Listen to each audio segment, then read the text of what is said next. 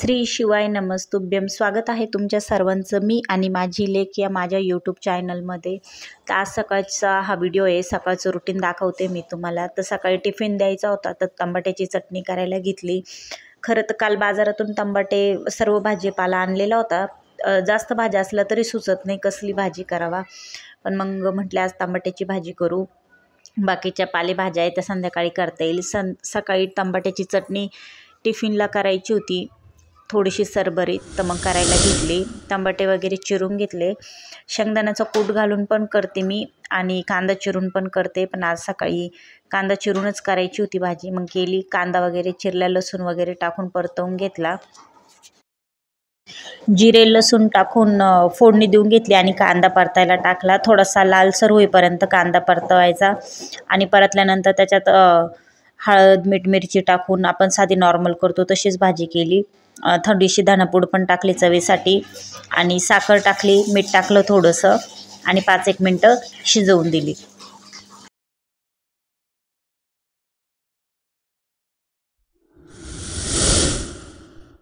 भाजी होईपर्यंत मग आंघोळ वगैरे करून घेतली. सध्या तर थंडी खूप आहे, मग त्यामुळे मी पायामध्ये सॉक्स घालून घेते, कारण की फरची ना दिवसभर एवढी गार पडते आणि बाहेर तर थंडी एवढी जबरदस्त पडलेली आहे ना, मग पाय पण ठणकायला लागले. त्यामुळे सॉक्स दिवसभर मी पायात घालूनच घेते. आंघोळ वगैरे झाली, मग पोळ्या राहिलेल्या होत्या, पोळ्या करायला घेतल्या. पीठ कणिक मळून ठेवलेलं होतं, फक्त चपात्या करायच्या होत्या, मग त्या घेतल्या करायला.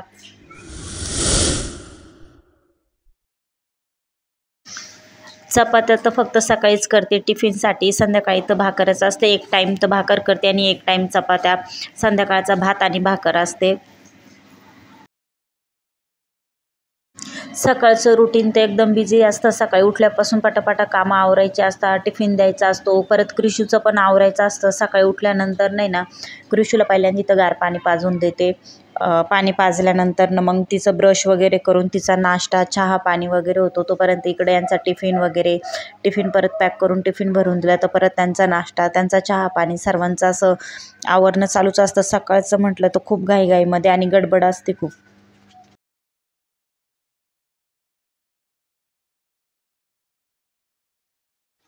परवाच गहू संपले, मग काल आहे ना नवीन गहू आणले. त्याच्या थोड्याशा पोळ्या आहे ना, जास्त नरम नाही, ते थोड्याशा जाडसड अशाच आणि थोड्याशा अशा कडक त्याच तशाच पोळ्या येत आहे. कारण की गव्हामध्ये फरक आहे.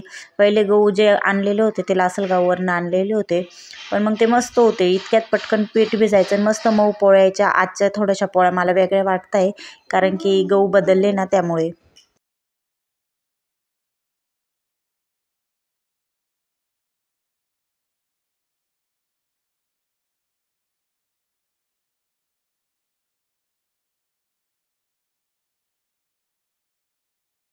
स्वयंपाक वगैरे सर्व झाला का कृषूचे पप्पा वगैरे सर्व कामावर गेल्यानंतर ना मग मी निवांत घरफरची वगैरे करते. आज तर सोमवार आहे, देवपूजा पण करायची बाकी राहिलेली होती. मग सकाळी आता टिफिन करून घेतला. टिफिन झाला. इकडं टमाट्याची चटणी पण झालेली होती. टिफिन पॅक केलं. मग 3 पोळ्या टिफिनला देते मी. टमाट्याची चटणी दिली आणि थोडासा आहे ना दिवाळीचा आहे ना केलेला चिवडा होता, तर तो चिवडा पण थोडासा दिला टिफिनसोबतच. टिफिन वगैरे झाल्यानंतर नाही ना थोडंसं म्हटले झाडांना पाणी देऊ.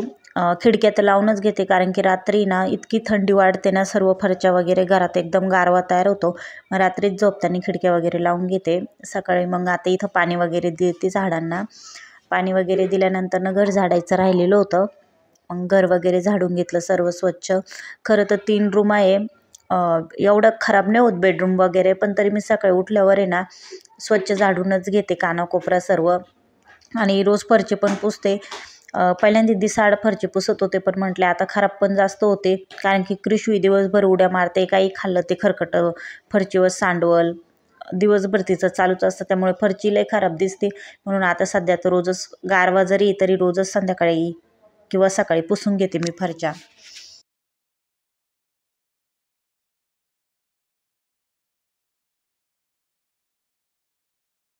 घर झाडेपर्यंत कृषू पण उठलेली होती आणि सकाळी उठल्या उठल्या कृषूचं आहे ना लगेच रडणं गागणं, तिचा त्रास देणं लगेच सुरू होतं. सकाळी उठल्या उठल्या टी व्ही लाव, काहीतरी खायला दे. मग सकाळी उठले, तिला पाणी वगैरे पाजलं, ब्रश वगैरे केला आणि तिला इथं ना नाश्ता दिलेला होता.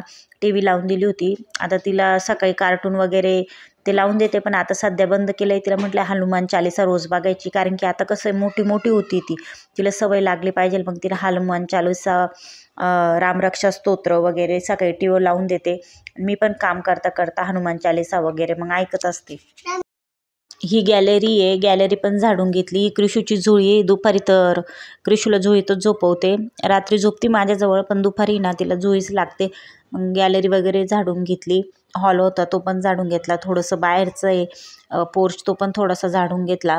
खरं तर मेंटेनन्सवाले येतात, पण कधी येतात कधी नाही येत. मग त्यामुळे काय मी घरासोबत बाहेरचं पण लगेच झाडून घेते.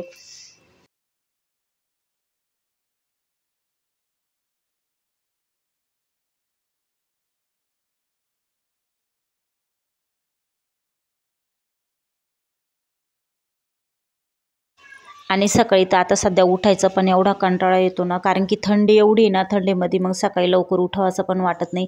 पण खरं तर मी ठरवलं आहे की उद्यापासून आहे ना थोडंसं राऊंड वगैरे पण मारायला जायचा. थंडीमध्ये थोडासा म्हणजे शरीराचा पण व्यायाम होईल. आता थंडी तर आता 3-4 महिने कडक थंडी राहणार आहे, पण त्याच्यासोबत थोडासा व्यायाम पण केला पाहिजे, कारण की ना हातपाय वगैरे दुखायला लागलेले आहे.